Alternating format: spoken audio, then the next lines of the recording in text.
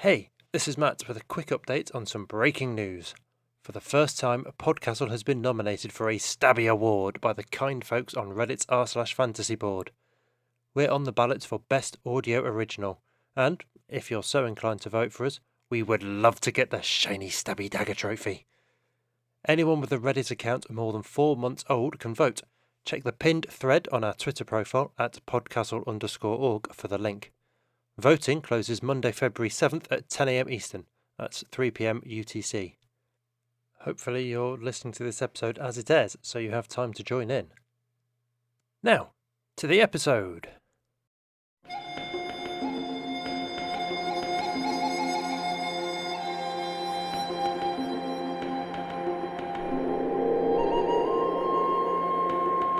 PodCastle, episode 720 for Tuesday the 1st of February 2022. Where the Old Neighbours Go by Thomas Haar, and rated R.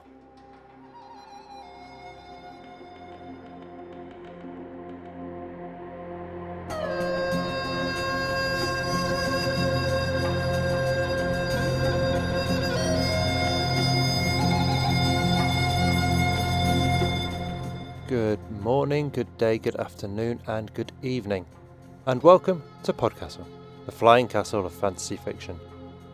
I'm your host, Matt Dovey, and I'm delighted to present for your enjoyment Where the Old Neighbours Go by Thomas Haar, read by Elise Crowick.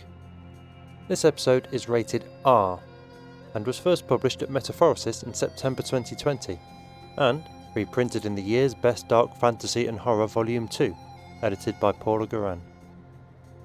Now, as it's the start of the month, it's the appropriate time to mention the necessary evil that is funding.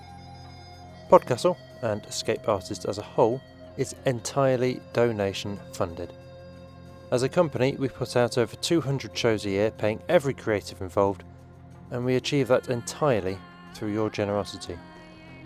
We are enormously grateful to everyone who signs up to our Patreon, chips in through Ko-fi or PayPal, or supports us through Twitch. Speaking of which, if you have Amazon Prime, you get one free Twitch subscription included every month, and if you're so inclined, subscribing to the EA channel at twitch.tv/EA podcasts will help support us at no extra cost to you. If you've not done this before, there's more instructions on the EA Prime website at escapeartist.net/Twitch, and if you have done this before, A, thank you, and B, a reminder that you need to resubscribe every month with the Amazon Prime subscription, which is annoying, but there it is, and this is your reminder to go check that if you haven't yet. Your author this week is Thomas Haar, a former attorney turned stay-at-home father who enjoys writing speculative fiction during the rare moments when all of his kids are napping at the same time.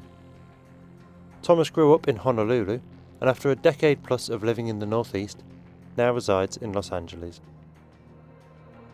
Your narrator is Elise Crowick, who has been involved in voice acting and narration since 2007.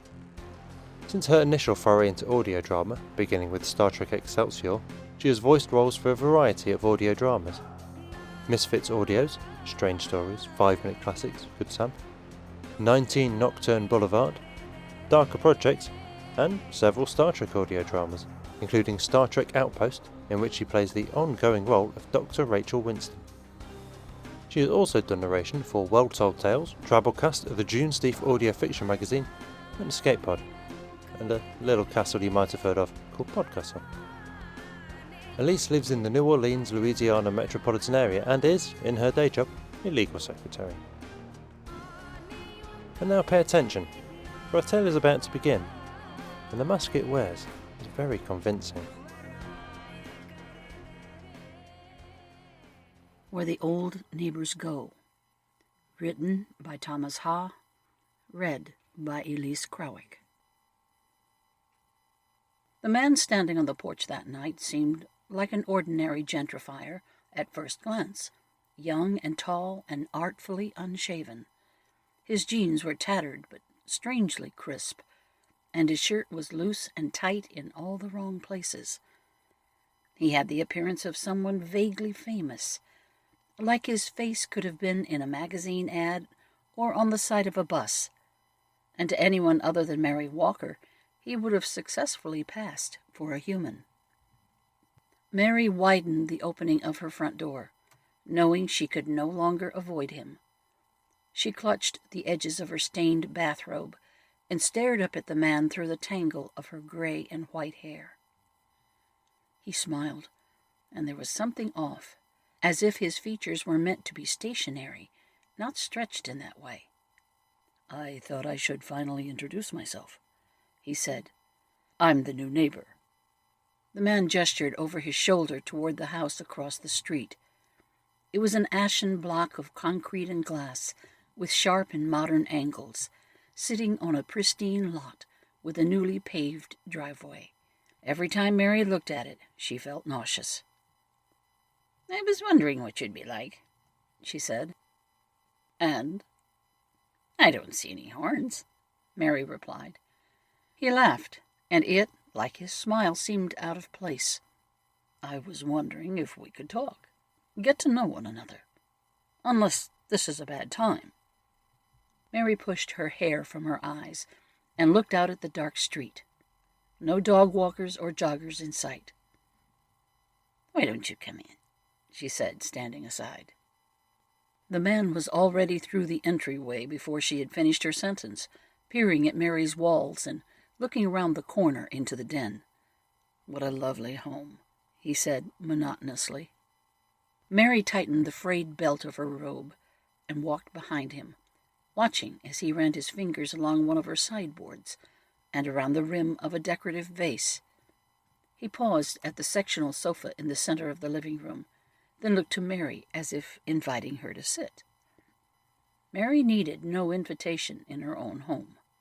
She went to an orange armchair in the corner and dropped into it comfortably, then pointed a bony finger at the sofa. The man sat at her direction, a glimmer of annoyance in his eyes. "So," Mary began, "you're the one who bought Frank Abra's home." He nodded. "I met him very briefly after the closing. Nice guy." Mary rested a weathered cheek on her hand. "A lot of people on the hill have been selling lately, but Frank didn't strike me as the type." "Truth be told, I don't know much about him." He shrugged. "I think the house was getting to be too much to maintain." The man glanced at other rooms that were visible from where he sat. "You live alone, too, don't you?" Mary ignored the question. "Frank was getting on in years," she said, scratching at a mole next to her eye with her index finger. "Still, I was surprised. Not so much as a for sale sign, let alone a goodbye. First time I knew what happened was when you got rid of the house." She vividly remembered the day Frank's place had been demolished last spring. It had started with a rumbling that made her get out of bed and look out the front window. Mary had watched as a slow-moving caravan of construction vehicles proceeded down the road, then encircled the small craftsman bungalow across the street. She had emerged from her home in her bathrobe and marched over the low bushes in her front yard, waving a hand at one of the drivers. "Hey!" she yelled. "What are you doing?" "What's it look like?" "Where's Frank?" She shaded her eyes with one hand and looked up. "Ma'am, I don't know who Frank is, but he isn't here. You better back up." Construction vehicles roared to life and the ground began to vibrate as they inched across the lawn. One of the bulldozers began by tearing through the planks of the front deck. It was an uncovered porch that Frank had built with his wife, Callie, in the 60s. He hadn't had the strength to repair it in over a decade, so the wood splintered and folded like toothpicks as the bulldozer's blade rippled through with no resistance. An excavator then approached the side of the house and raised its boom, reminding Mary of an animal rearing to strike. The bucket came down and clawed open a hole in one of the walls, bricks raining down onto the dirt. Mary could see into the home through the wound, the lilac-patterned wallpaper in one of Frank's bedrooms shredded. Several minutes later, the wall next to it, adjacent to Frank's chimney, came apart like cardboard. Mary covered her nose and mouth with her hand, watching as the sections of Frank's house came undone. Even after the machines left, she lingered on the street and walked through the lot where Frank's home had been, a pile of dirt and rubble that was peppered with pieces of what used to hold the house together. Mary returned her attention to the young man now sitting on her sofa, trying her best to push the image of the ruined Abra home from her mind. "Did Frank mention where he was headed?" she asked. "You know," the man furrowed his brow, "I don't think he did, but I'm sure I have his agent's number somewhere if you'd like to get in touch." "That's nice of you to offer." Mary leaned on the other side of the armchair. "But enough about Frank. What about you? What brings you to the hill?" The young man stretched his arms over the back of the sofa, making it a point to show how comfortable he was. "I just really like the neighborhood," he said, "quiet and removed. There's a good energy about it, and the people seem nice." "Do they?" "Relaxed, I guess." "Relaxed," Mary repeated. "I suppose that's one way to put it." Mary would have described her neighbors as oblivious. Not one of them had seemed concerned about Frank when he disappeared. For days after his house was demolished, Mary had gone door to door to see if anyone had heard where Frank was or even that he was planning to leave. None of the neighbors had answers, let alone cared. Of course, it might have had something to do with who was asking. Several of them slammed their doors in Mary's face at the sight of her. Others simply pretended they weren't home. Mary could feel their eyes trailing her from their windows, and a few of them, who had known Mary from better days, before she had become this way, had a certain look on their faces that she absolutely could not stand, as if they pitied her. "Are you taking care of yourself, Mary?" One of the older neighbors looked down at her bathrobe with concern. "What's to take care of?" Mary scoffed. "It's not like I'm having company any time soon, am I?" She pushed the tangled strands of her hair out of her face. "I'm just comfortable as I am, thank you very much. But about Frank." "I'm sorry, but I really don't know," they said.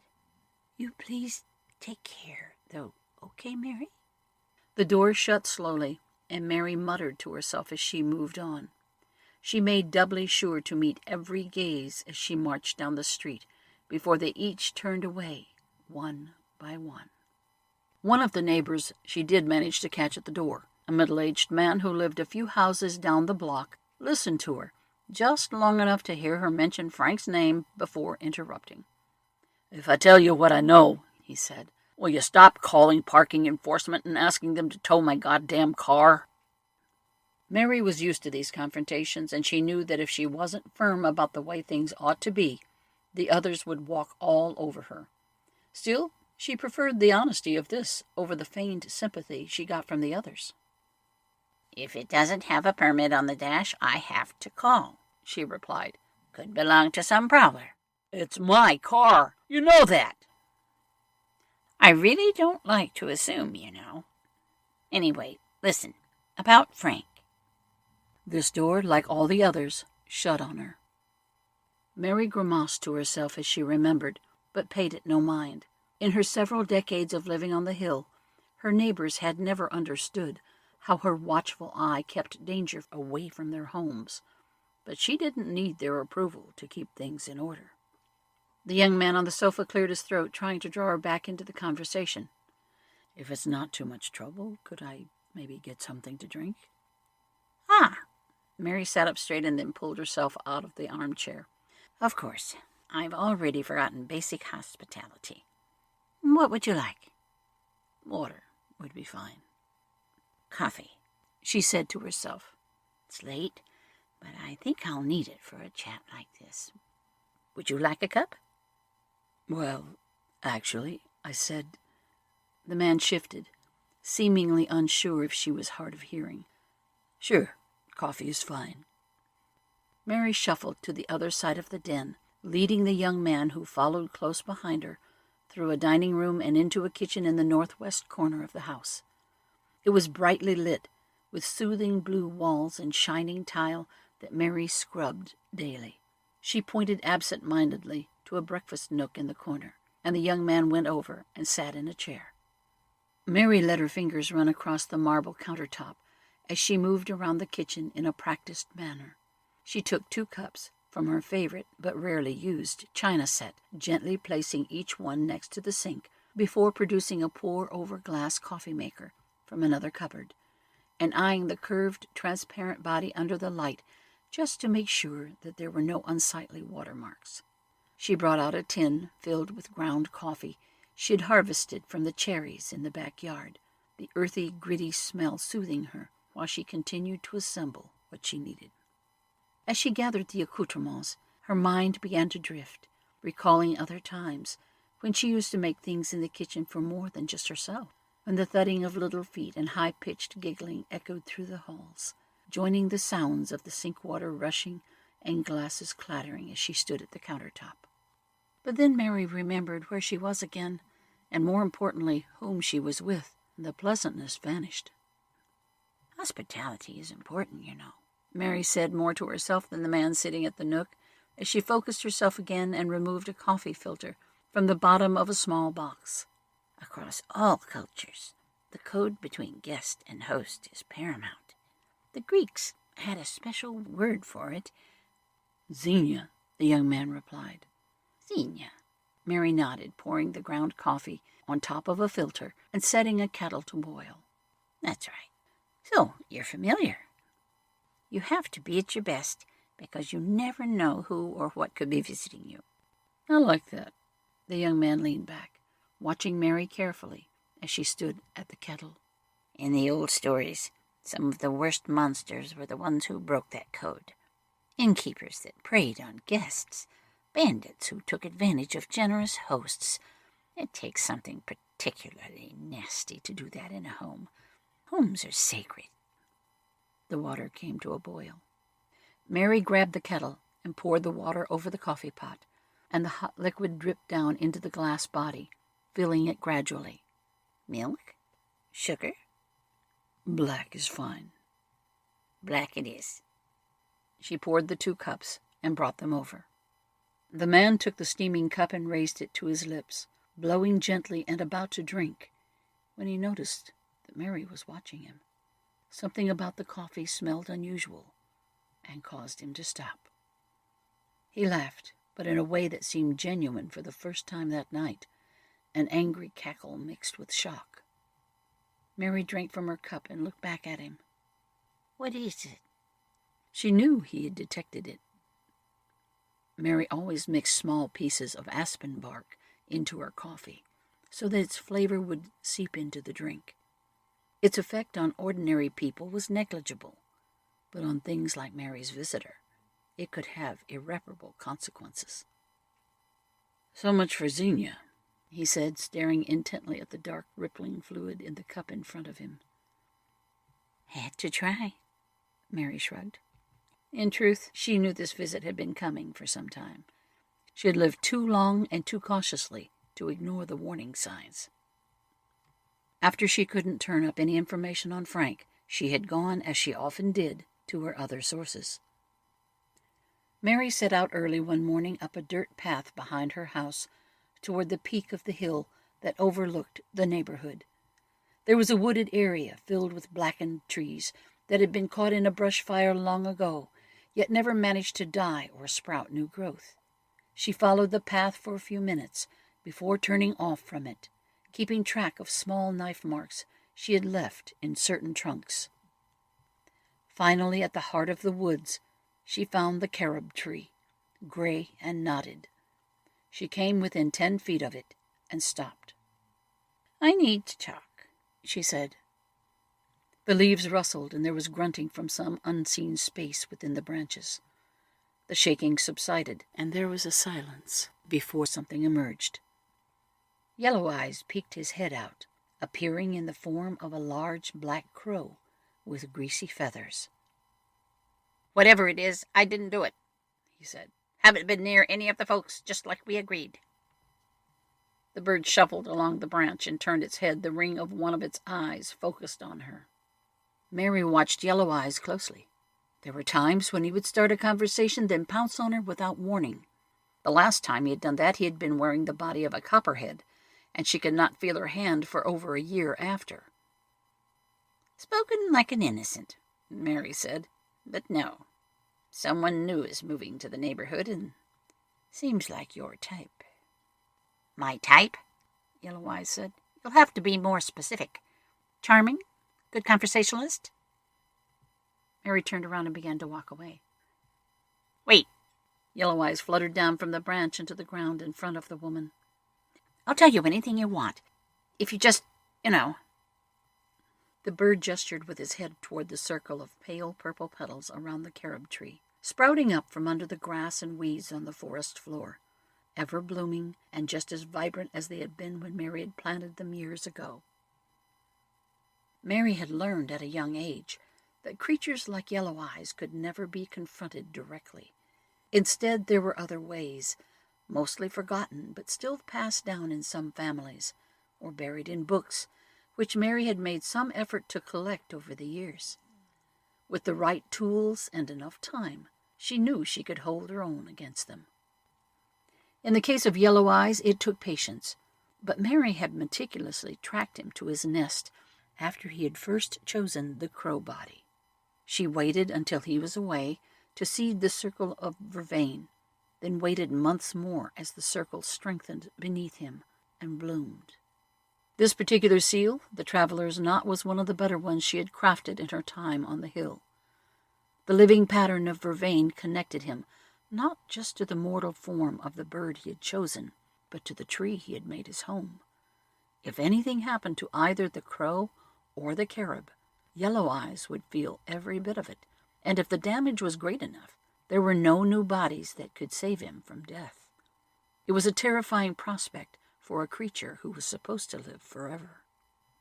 Tell me what you know, and I'll decide if it's worth your release, Mary said. Yellow Eyes crept closer, cocking his head one way and then the other. He drew his beak wide and exposed a row of round, human-like teeth, grinning. I might have heard about someone who's headed this way, but this one, if it is who I think it is definitely not my type. Meaning what? Meaning you know me, Yellow Eyes said. I'm old-fashioned. I like tricks and deals, the art of a good bargain. But these new things that are coming up now, they're emptier and hungrier. No patience for the craft. They don't get any enjoyment out of the chase the way some of us do. Then what do they want? What does any monstrous little toddler want? They want to take everything you have just as soon as they can swallow it.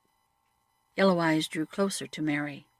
He puffed his chest and spread his clawed feet on the ground, exposing another set of long, dark fingers between his thin crow toes that curled into the dirt. His tongue flopped out of his mouth as he salivated, growing overexcited. Mary could see that Yellow Eyes was beginning to forget himself. She moved slowly to the trunk of the carob tree and reached a hand to the lowest branch, thin enough that she could bend it, but substantial enough that it would work for her. She snapped it. Yellow Eyes shrieked as the traveler's knot connected him to the sensation of the branch breaking. He dropped to the ground and twisted in pain, as if one of his bones had cracked. Settle down, Mary said sharply. Yellow Eyes shrank and gave the closest thing a bird could to a grimace as he breathed through the pain. Listen, he heaved. A couple of little Mary Walker tricks aren't going to cut it with this one. He'll break you in half before you can get anything past him. Mary replied, wondering what she would do if that were true. She knew she would have to think this through carefully in advance. So, Yellow Eyes turned his head, wincing. You asked? I answered. That clears our ledger, I think. Does it? Mary stared down at the creature. All I learned was that this stranger is tougher than you are, which... She waved at the vervain flowers. Doesn't tell me much at all. Oh, come on. Yellow Eyes flapped his wings. I played nice, and you can't keep me under the power of this seal forever. If I survive, I'll give it some thought. Mary headed back toward the dirt path. Mary, are you serious? She waved and kept walking. This is why no one likes you, Yellow Eyes screeched. Mary! His cawing carried over the hill, and she heard him for most of the walk back through the woods. But it turned out in the end that Yellow Eyes had been right about Mary's visitor. The young man didn't seem interested in engaging with, outwitting, or deceiving her. He looked down at the cup of coffee in front of him, dosed with aspen, and his resting expression shifted almost imperceptibly. His eyes moved very deliberately from the cup in his hands up to meet Mary's face. "I prefer it this way," he said. "Really."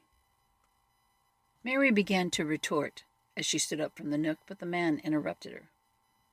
"Sit," he said quietly.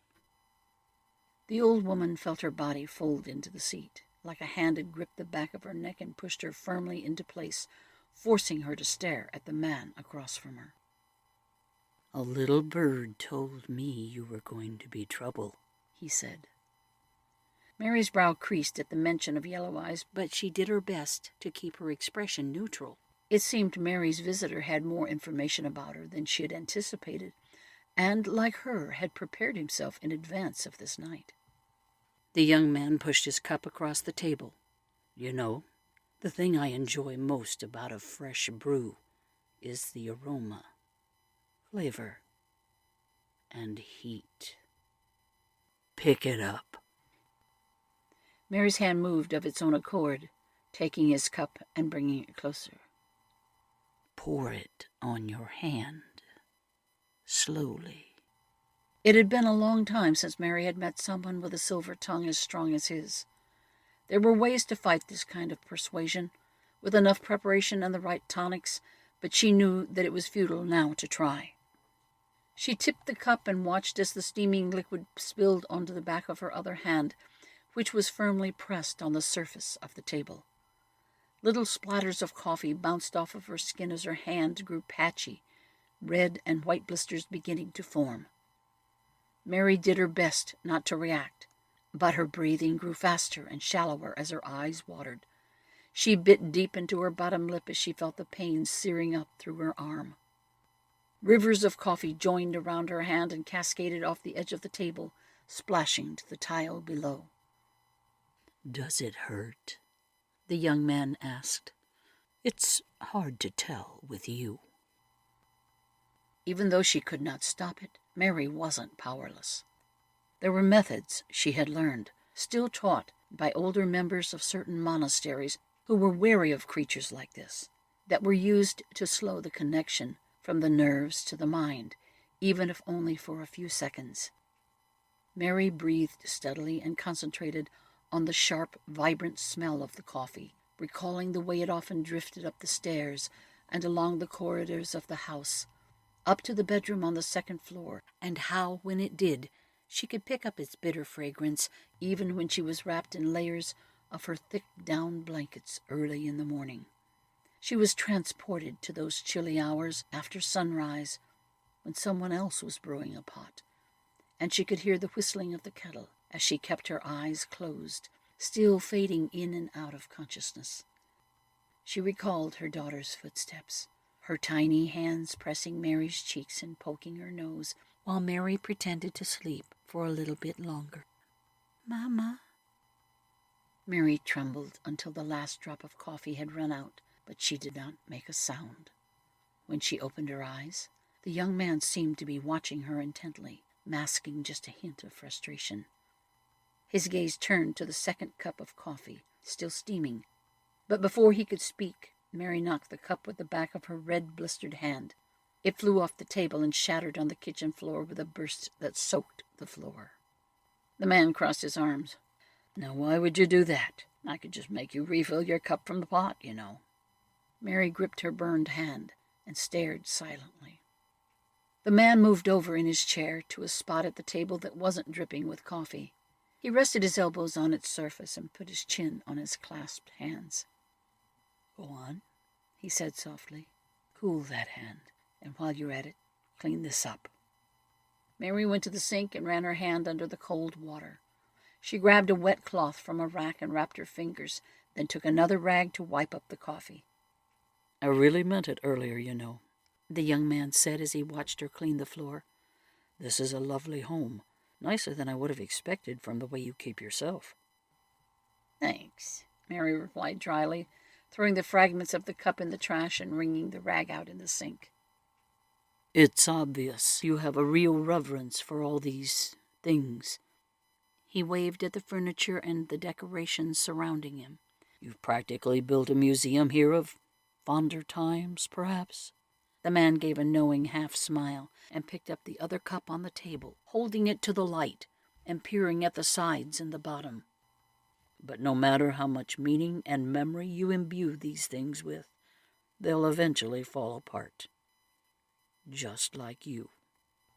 He let the cup drop from his hand and crashed to the tile floor below, its pieces scattering in every direction. Prick, Mary muttered, getting back on the floor. What was that? She huffed as she stood, then wiped the table and the breakfast nook before throwing the last few shards away. You heard it. You know, he sat forward, I could burn this place to the ground with you still in it, and I wouldn't even have to blink. Not likely, Mary replied. What? Not likely, she repeated. If that were true, you'd have done it. You wouldn't waste your time with this coffee and small talk, Mary said. It's clear you want something from me, or I'd be dead. His eyes darkened. Maybe this is it. Maybe I want you to suffer. Not likely. Stop saying that. You would have picked a budding young woman to torture or a family to harass. But an old lady like me has no value. And no value, no entertainment. The young man tapped the table with his fingers. We both want this over with, don't we? She asked. What's the point in dragging it out now? The man appeared loath to admit it, but Mary could tell that he was growing impatient. After a minute of silence, he reached into his jeans pocket and pulled out a piece of paper, unfolded it, and put it down for Mary to see. She picked it up and read it over as she sat down across from him again. A quitclaim, she muttered. Mary studied the language of the document a second time. It was a run-of-the-mill human deed for her property, as far as she could tell. Mary had seen a lot of gambits by his kind, but never anything so pedestrian. What could someone like you want with my land? She asked. Doesn't matter. The young man's face went purposefully blank. But the fact that this also gets you out of this neighborhood now strikes me as a bonus. Mary ignored the insult and read the document again, trying to guess at what the man was leaving unsaid. She assumed that if he could have forced her to sign, he would have already, but something prevented it. He could try to charm, frighten, or bully her, but in the end he wanted this transfer to be voluntary for some reason. What about the formalities? Mary asked. Price, notarization, things like that. The price is whatever you tell me it is. The rest I can make happen tonight once you sign. It's just paper after all. And is this the deal you made with Frank Abra? She asked. The young man stared back without answering. Of course, Mary already knew what had happened to Frank without the man saying anything.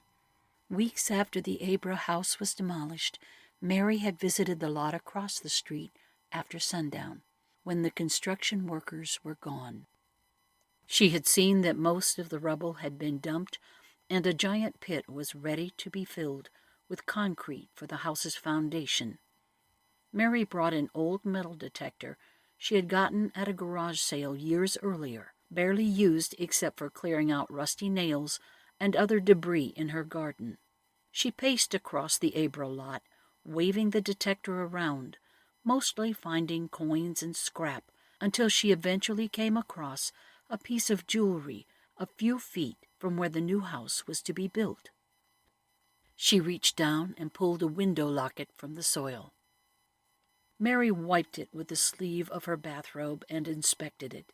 She remembered seeing Callie Abra wear the locket every day as she stood out on the lawn and watered their garden, and after she passed away, Mary saw Frank put it around his neck too, never once putting it aside or taking it off, always grasping it like it was the most important thing on earth. The fact that it was here, and he wasn't, told her everything she needed to know. Mary slid it into the pocket of her bathrobe and looked around at the lot one more time. The truth was that she and the Abras had never really been that close. On the best days, she was polite with them, and on the worst, the whole street could hear their screaming matches. And yet, Mary realized, as she knelt in the dirt, that the neighborhood felt quieter and lonelier without them. Her fingers crept to the ground, and she touched the soil, feeling its dampness. Mary remembered the soil as she stared at the young man in her kitchen, thinking of what best to say.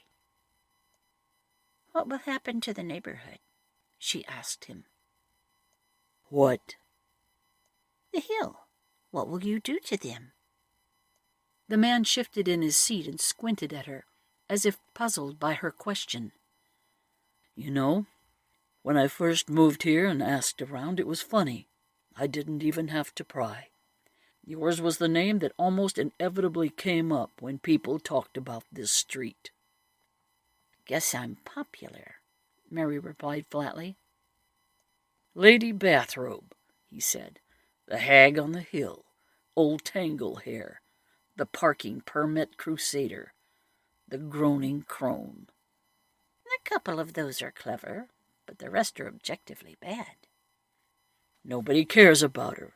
Lives alone for a reason, they told me." The young man watched Mary sink visibly in her chair. "Why doesn't she do everyone a favor and just die?" Mary squeezed her burned hand. "They don't even want to look at you. Just the sight of your filthy robe and ratty hair puts them on edge. Most of them wish you would just disappear and never come back." He shook his head. "I know I'm not telling you anything you don't already know." "So what?" she said softly. "So why do you care what happens to this place after you leave?" The man pushed the deed closer to Mary. "You don't need this hill, and if I've learned anything, it's that the hill certainly doesn't need you."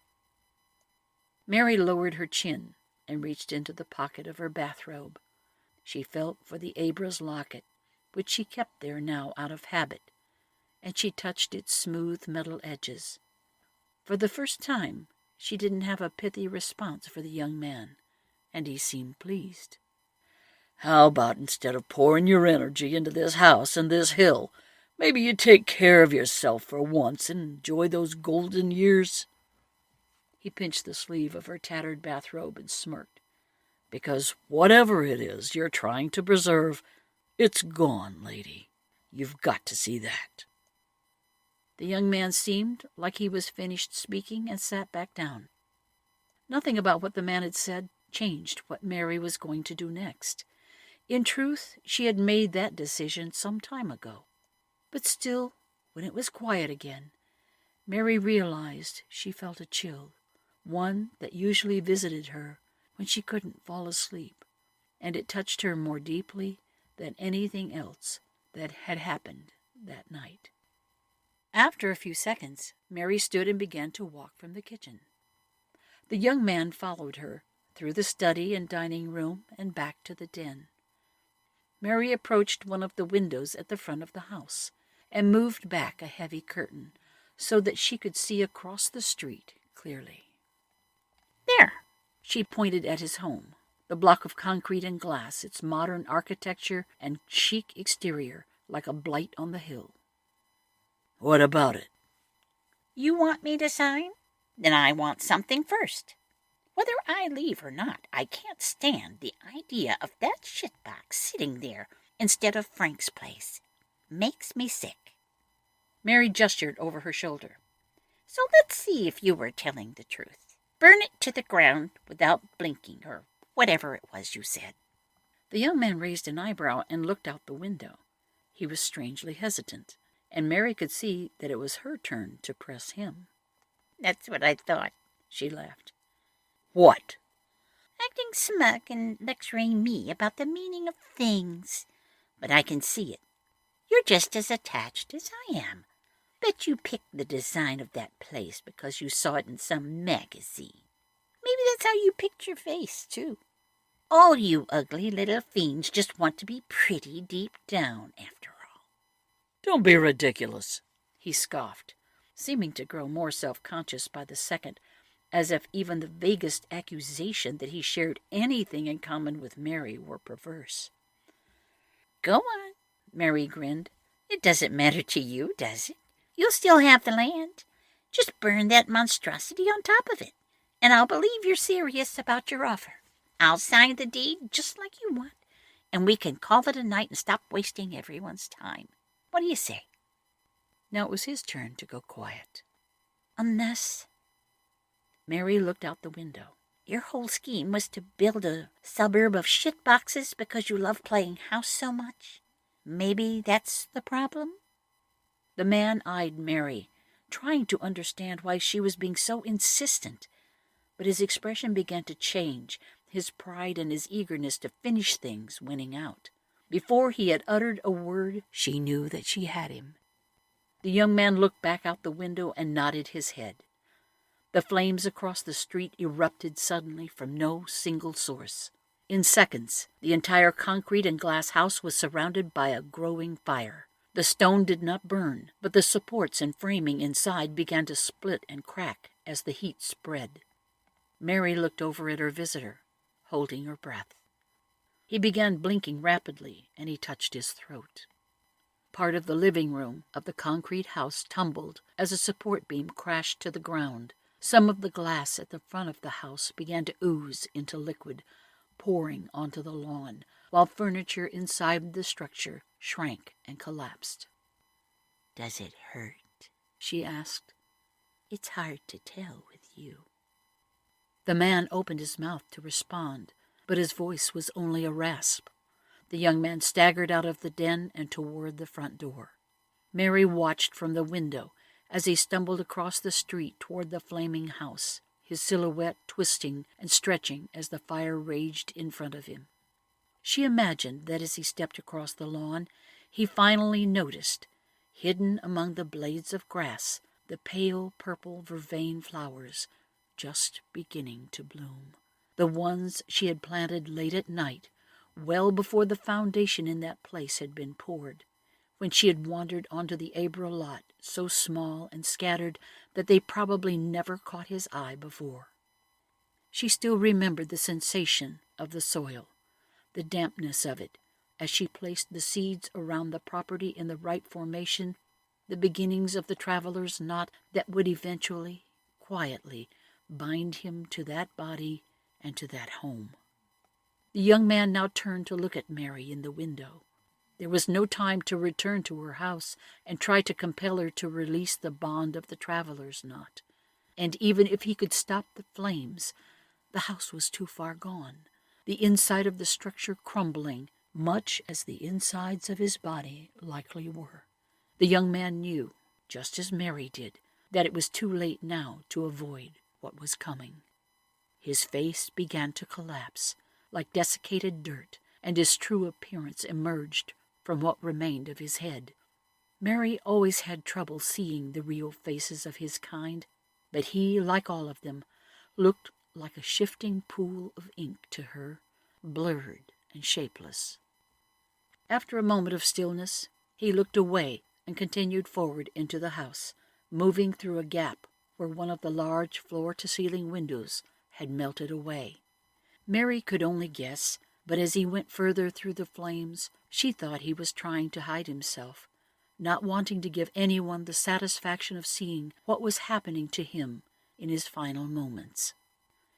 He stood with his back toward Mary as everything came apart around him, his tall shape disappearing in the crackling and roaring that filled the concrete block as the fire stretched to the glowing night sky.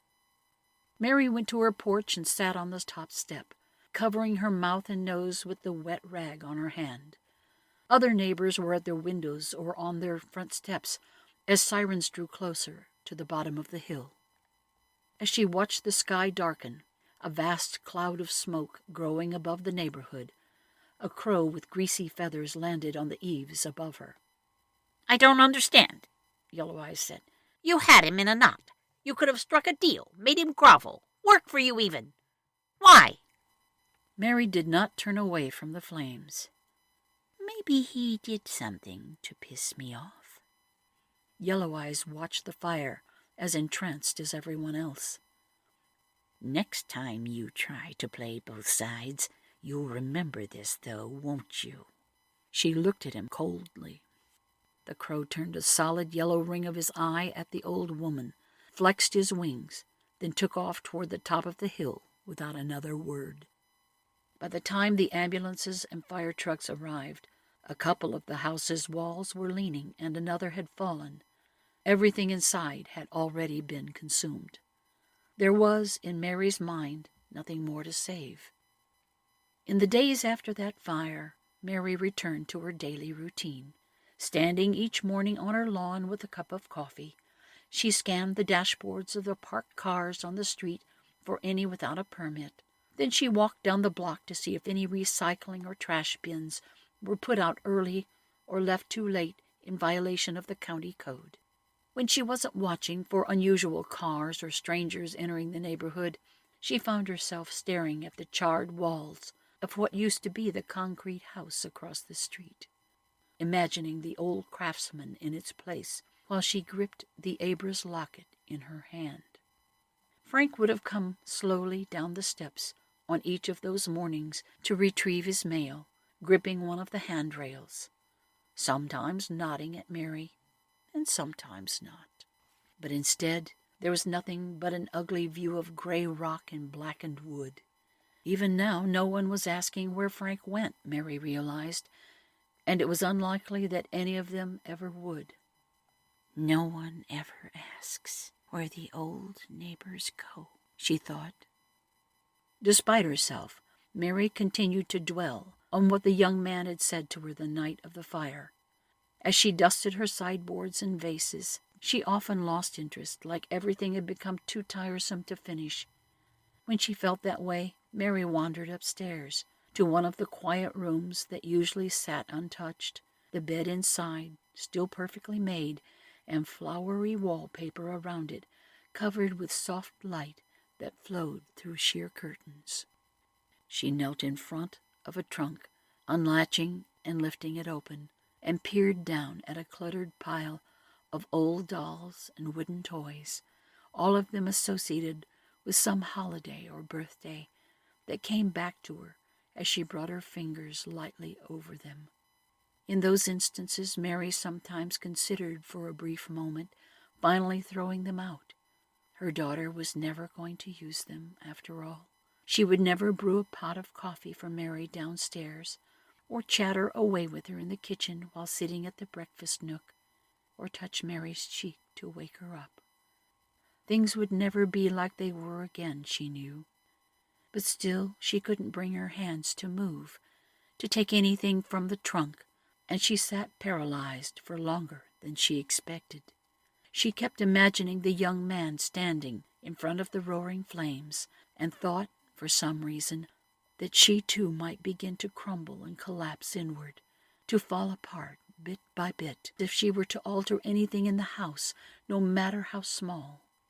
So instead, Mary put everything back, got on her feet, and then closed the door to the room behind her, each time more intent than before to leave things in their place, exactly as they were.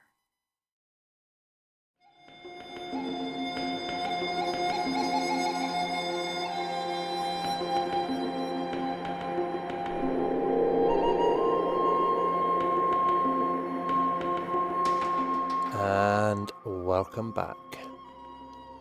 That was delightfully dark, dense and spiced and strangely homely, like one of those rich German cakes you get at Christmas, a cherry-filled Lebkuchen perhaps.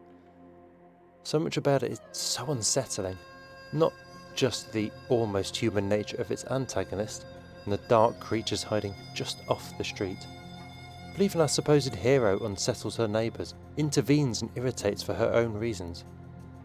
And it was, in my humble opinion, expertly paced, deftly characterised, beautifully rendered. Absolutely wonderful work, and little surprise it was reprinted in a year's best anthology. Thomas sent us these notes on his story. The idea for Where the Old Neighbours Go came from my experiences with several nosy neighbours I had over the years. And there was one in particular whom I got to know well, and eventually became the basis for the protagonist, Mary Walker. While there was nothing I learned about this neighbour that ultimately excused her aggressive and intrusive behaviour, I did discover things that I think humanised her and made me understand her perspective better. Namely, that she harboured a deeply held belief that if she didn't involve herself in her neighbours' lives, the community might somehow come undone at the seams. There's also something deeply relatable, I think, about being suspicious of unrelenting change and wanting to do what you can to preserve the world that you know. By the same token, the demonic neighbour who moves in across the street from Mary is based, very loosely, on me and others of my generation like me. Young, smug, and arguably indifferent to the disruption our invasion of older neighbourhoods causes. While some degree of turnover in communities is expected, there's definitely an unnatural rate of change in some places more than others. You read in the news, for example, about private investment firms buying and pricing folks out of single-family homes, and then the idea of a sinister, insatiable force consuming lives and wiping away the recent past doesn't seem so abstract. A lot of us see it, live it, or are inadvertently a part of that gradual destruction every day. A lot to chew on, for all of us. We're all party to broader forces at times, sometimes unknowingly, sometimes unwillingly. The challenge, I suppose, is to learn to see clearly and recognise when we represent something larger than ourselves and need to bridge the gap. The world will never stay the same. To live is to live through change. But there's no reason change needs to be traumatic for those exposed to it, if it's at all in our power to help it. That was our show for this week. On behalf of everyone at PodCastle, your co-editors Shingai Njeri Kagunda and Eleanor R. Wood, your assistant editor Sophia Barker and audio engineer Peter Adrian Berefesh, forum moderator Ossicat, and our many wonderful first readers Tierney Bailey, Aidan Doyle, Amelia Harrington, Kai Hudson, Craig Jackson, Devon Martin, Julia Patt, Hamilton Perez, Sri Kripa Krishna Prasad, Zeev Wheaties and Caitlin Zvanovich, and myself, Matt Dovey. Thank you for letting us share another story with you. The legal bit.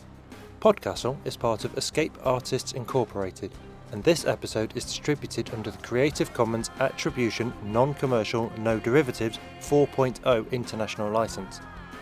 That means you can share it, and please do, but you cannot sell it and you cannot change it. If you want specifics, check creativecommons.org. Our music is by Shiva in Exile.